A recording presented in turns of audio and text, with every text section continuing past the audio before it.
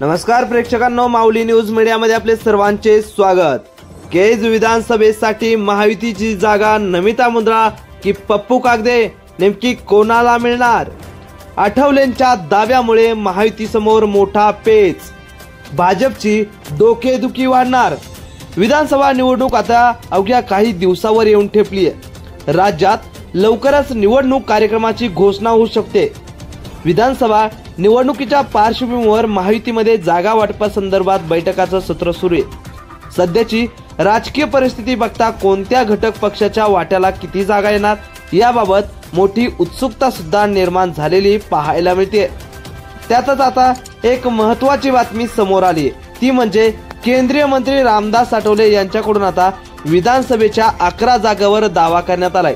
त्यामुळे आता भाजपची डोकेदुखी वाढण्याची शक्यता आहे। आठवले यांच्याकडून राज्यातील एकूण 11 जागेवर दावा करण्यात आलाय। त्यामध्ये बीडच्या केज विधानसभेच्या जागेचा देखील समावेश आहे। या मतदारसंघात सध्या भाजपच्या नमिता मुंदडा या आमदार आहेत। केज विधानसभेच्या जागेवर रिपाईकडून उमेदवारी घोषणा सुद्धा करण्यात आली आहे। बीडच्या केज मतदारसंघात रिपाईचे युवक प्रदेशाध्यक्ष पप्पू कागदे हे निवडणूक लढवतील असं आठवले यांनी म्हटलंय। त्यामुळे आता आठवले यांच्या दाव्यामुळे भाजप आणि पंकजा मुंडे यांची डोकेदुखी वाढण्याची शक्यता आहे। नमिता मुंदडा या पंकजा मुंडे यांच्या निकटवर्तीय म्हणून ओळखल्या जातात। आठवले यांच्या या दाव्यामुळे बीड जिल्ह्यात महायुतीमध्ये जागा वाटपाचा पेच आता आणखी वाढलाय।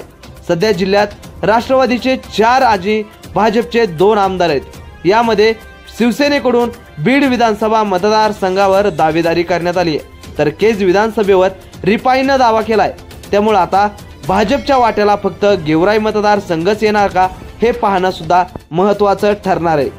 नेमकं केज विधानसभा ही कोणाच्या हाती लागू शकते, नेमकं कोणाला जागा मिळू शकते हे सुद्धा पाहणं औचित्याचं ठरणार आहे।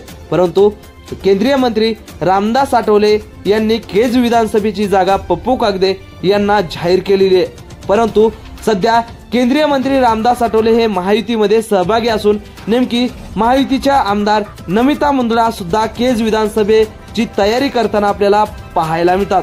नेमकी नमिता मुंदडा की पप्पू कागदे यांना महायुतीची जागा मिळते हे सुद्धा पाहणं महत्त्वाचं ठरणार आहे।